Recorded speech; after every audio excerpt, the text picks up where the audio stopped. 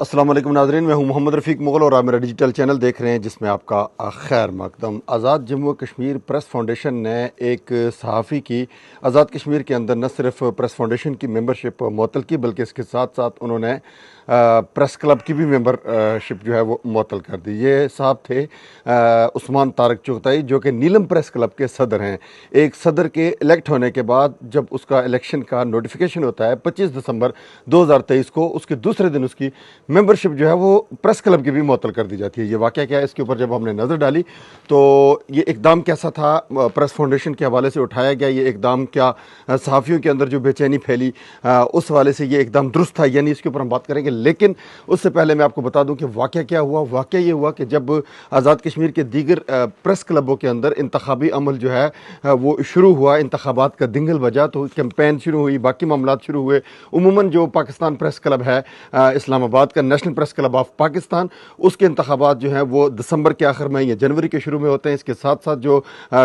جو ملک کے دوسرے پریس کلبز ہیں اور اس کے بعد جو آزاد کشمیر کے پریس کلبز ہیں، ان کے بھی انتخابی عمل جو ہیں وہ دسمبر کے اختتام پر کوشش کی جاتی ہے کہ جو باڈیز ہوتی ہیں، چاہے وہ 1 سال کے لیے ہوں 2 سال کے لیے ہوں، اس کو اختتام پذیر کیا جائے سال کے آخر تک۔ اسی طریقے سے عثمان طارق چغتائی جو سابق صدر ہیں نیلم پریس کلب کے، انہوں نے انتخابی عمل میں دوبارہ حصہ لیا اور انہوں نے کمپین کے دوران ایک واٹس ایپ گروپ جو ان کے جو پریس کلب کا واٹس ایپ گروپ تھا، اس کے اندر انہوں نے ایک میسج ارسال کیا۔ وہ میسج کیا تھا میں آپ کو پڑھ کر کے سنا دیتا ہوں، آپ اس کو اسکرین پر وہ میسج دیکھ رہے ہیں جو کمپین کا حصہ تھا۔ اس میں انہوں نے لکھا کہ نیلم پریس کلب کے آئین کے مطابق فیصلہ جات کیے جائیں گے، اور اس کے بعد انہوں نے لکھا کہ فاؤنڈیشن یعنی کہ پریس فاؤنڈیشن کی انہوں نے بات کی۔ پریس فاؤنڈیشن جو ہے وہ فاؤنڈیشن صحافیوں اور اداروں کی فلاح کے لیے بنایا گیا معتبر ادارہ ہے، مگر اس کا قطعی مطلب یہ نہیں کہ ہم اپنے آئین پر فاؤنڈیشن کی ڈائریکشن کو ترجیح دیں گے۔ یہ میسج تھا جو کہ بڑا جائز، بڑا مناسب اور ود ڈیو رسپیکٹ کیا گیا ایک میسج تھا۔ اب اس میسج کے بعد کیا ہوتا ہے، ان کے اوپر انکوائری شروع ہو جاتی ہے۔ اس سے پہلے جو ہمیں ذرائع سے پتہ چلا کہ ان کو انتخابات میں شکست دینے کے لیے جو کوششیں تھیں وہ کی گئی، جو حربے ہوتے ہیں وہ استعمال کیے گئے، لیکن چونکہ وہ ایک پروسیس کا حصہ ہوتا ہے وہ چلے ہوا سلسلہ، لیکن یہ بغیر کوئی پیسہ خرچ کیے، بغیر کوئی ٹکا لگائے، صحافی دوستوں کے اعتماد پر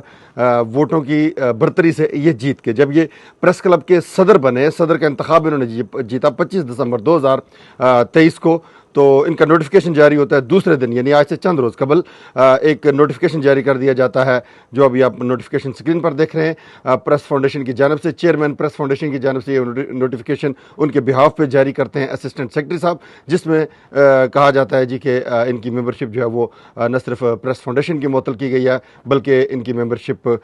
پریس کلب کی بھی معطل کی جاتی ہے۔ اب یہاں پر یہ سوال پیدا ہوتا ہے کہ پریس فاؤنڈیشن کی ممبرشپ تو آپ معطل کریں سرکار، آپ کو اختیار حاصل ہے، لیکن آپ نے یہ پریس کلب کی ممبرشپ کس چکر میں معطل کر دی، اور وہ بھی اس بندے کی کہ جو پریس کلب کا صدر ہے۔ مجھے یہاں پر فراز کی نظم یاد آ رہی ہے جو آمریت کے خلاف لکھی گئی تھی کہ میرے غنیم نے مجھ کو پیام بھیجا ہے کہ ہلکا زن ہے میرے گرد لشکری اس کے، فصیلے شہر کے ہر برج ہر منارے پر کماں بدست ستادہ ہیں عسکری اس کے، وہ برق لہر بجھا دی گئی ہے جس کی تپش وجود خاک میں آتش فشاں جگاتی تھی، بچھا دیا گیا بارود اس کے پانی میں وہ جوئے آب جو میری گلی کو آتی تھی، سبھی دریدہ دہن اب بدن دریدہ ہوئے، سپرد دار و رسن سارے سر کشیدہ ہوئے، تمام صوفی و سالک سبھی شیوخ و امام امید لطف پہ ایوان کج کلاہ میں ہیں، معززین عدالت بھی حلف اٹھانے کو مثال سائل مبرم نشست راہ میں ہیں، تم اہل حرف کے پندار کے سناگر تھے وہ آسمان ہنر کے نجوم سامنے ہیں، بس اس قدر تھا کہ دربار سے بلاوا تھا گداگران سخن کے ہجوم سامنے ہیں، کلندران وفا کی اساس تو دیکھو تمہارے ساتھ ہے کون آس پاس تو دیکھو، سو شرط یہ ہے جو جہاں کی اما چاہتے ہو تو اپنے لوح و قلم قتل گاہ میں رکھ دو، وگرنہ اب کے نشانہ کمانداروں کا بس ایک تم ہو سو غیرت کو راہ میں رکھ دو۔ یہ شرط نامہ جو دیکھا تو ایلچی سے کہا اسے خبر نہیں کہ تاریخ کیا سکھاتی ہے، کہ رات جب کسی خورشید کو شہید کرے تو صبح ایک نیا سورج تراش لاتی ہے، سو یہ جواب ہے میرا میرے عدو کے لیے کہ مجھ کو حرص کرم ہے نہ خوف خمیازہ، اسے ہے سطوت شمشیر پر گمنڈ بہت، اسے شکوہ قلم کا نہیں ہے اندازہ، میرا قلم نہیں کردار اس محافظ کا جو اپنے شہر کو محصور کر کے ناز کرے، میرا قلم نہیں کاسا کسی سبک سر کا جو غاصبوں کو قصیدوں سے سرفراز کرے، میرا قلم نہیں اوزار اس نقب زن کا جو اپنے گھر کی چھت میں شگاف ڈالتا ہے، میرا قلم نہیں اس دزد نیم شب کا رفیق جو بے چراغ گھروں پر کمند اچھالتا ہے، میرا قلم نہیں تسبیح اس مبلغ کی جو بندگی کا بھی ہر دم حساب رکھتا ہے، میرا قلم نہیں میزان ایسے عادل کی جو چہرے پہ دوہرا نقاب رکھتا ہے، میرا قلم تو امانت ہے میرے لوگوں کی، میرا قلم تو عدالت ہے میرے ضمیر کی، اسی لیے تو جو لکھا تپا کے جہاں سے لکھا، جبھی تو لوچ کو ماں کا زباں تیر کی ہے، میں کٹ گروں یا سلامت رہوں یقین ہے مجھے یہ سارے ستم کوئی تو گرائے گا، تمام عمر کی ایزا نصیبیوں کی قسم میرے قلم کا سفر رائے گا نہ جائے گا۔ اب یہ فراز کی کہی گئی امریت کے خلاف نظم جو ہے یہ عثمان طارق چغتائی کے معاملے پر حرف بحرف صادق آتی ہے۔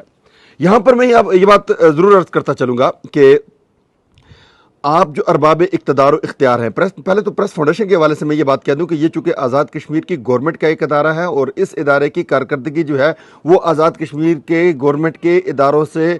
دوسرے اداروں سے قطعی طور پر مختلف نہیں ہے، وہی اللے تللے ہیں، وہی اقبال بادشاہی ہے۔ میں ایک سینئر صحافی جو اس کے اوپر بات ہو رہی تھی، ایک ہمارے آزاد کشمیر کے ایک بہت بڑے معتبر واٹس ایپ گروپ کے اندر، اس کے اندر جناب ذوالفقار علی بڈو جو کہ BBC کا بیک گراؤنڈ رکھتے ہیں، جو کہ بڑے معتبر صحافی ہیں، ان کی ایک بات انہوں نے وائس نوٹ چھوڑا ہوا تھا کہ اس ادارے نے کبھی صحافیوں کی فلاح و بہبود کے لیے ایسے اقدامات نہیں کیے جو ان کو بر وقت ضرورت پڑے۔ جب کبھی کوئی بیمار ہوا، کسی نے ایڑیاں رگڑ رگڑ کر کے جان دی، اس کو پیسوں کی ضرورت تھی، وہ ہمارا صحافی دوست قبر میں اتر گیا، زمین کی تہہ میں اتر گیا، لیکن اس کو ریلیف اس کی قبر کی مٹی پڑنے کے بعد بھی نہیں مل سکا، اس کا علاج معالجہ نہیں ہو سکا۔ ادارے کی کارکردگی پر بھی ہم بات کریں گے آئندہ آنے والے وقت میں، لیکن ابھی جو میں بات کر رہا ہوں یہاں پر کہ آپ کو یہ کس نے اختیار دیا؟ آپ اٹھ کر کے ایک صحافی کی جو ہے وہ ممبرشپ پریس کلب کی معطل کر دیں، یہ اختیار پریس فاؤنڈیشن کے پاس نہیں ہونا چاہیے، کیونکہ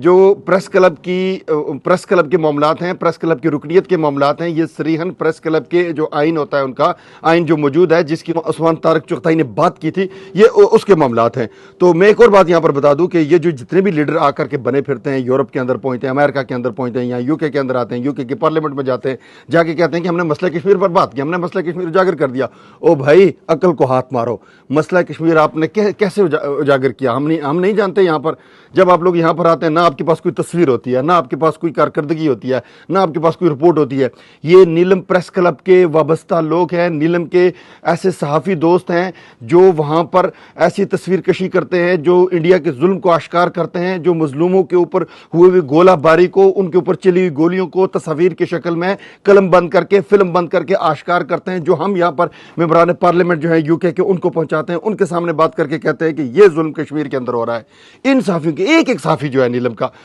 جو وہاں پر ظلم کے خلاف ڈٹے ہوئے ہیں، جو وہاں پر انڈین آرمی کی گولہ باری کو رپورٹ کرتے ہیں، یہ آزاد کشمیر کے ان اللے تللے حکمرانوں سے جن کی گاڑیوں میں قوم کا پیٹرول ڈلتا ہے، جن کی گاڑیوں میں قوم کا TADA لگتا ہے، جو لاکھوں میں جاتا ہے، جو سال میں کروڑوں میں جاتا ہے، ان سے یہ پیدل چلنے والے، یہ جوتیاں گھسیٹنے والے صحافی ہزار درجے بہتر ہیں، اور وہ وزراء جو ہے، وہ ارباب اقتدار و اختیار جو ہے، یہ ان کے پاؤں کی خاک کے برابر بھی نہیں ہے۔ آپ بات کرتے ہیں آپ ان کی ممبرشپ معطل کریں گے، بھائی آپ ہیں کون؟ کہیں کی اینٹ کہیں کا روڑا، بھانمتی نے کنبھا جوڑا، اور وہ کہتے ہیں ٹائی ٹٹو ڈیرا بٹنگی، مودیا نہ جنگا تھی ادھر نہ دوڑنی۔ آپ کو کوئی اختیار نہیں ہے کہ آپ کسی صحافی کا گلا دبائیں، آپ کو کوئی اختیار نہیں ہے کہ آپ کسی صحافی کے اوپر قدغن عائد کریں۔ میں یہ سمجھتا ہوں کہ پریس فاؤنڈیشن کے ارباب اختیار کو یہ فیصلہ واپس لینا چاہیے، چیئرمین کو اپنے اس فیصلے کو ریویو کرنا چاہیے، عثمان طارق چغتائی کی ممبرشپ جو ہے اس کو بحال کرنا چاہیے، وگرنہ یہاں لندن کے اندر جو صحافی ہیں، چونکہ میں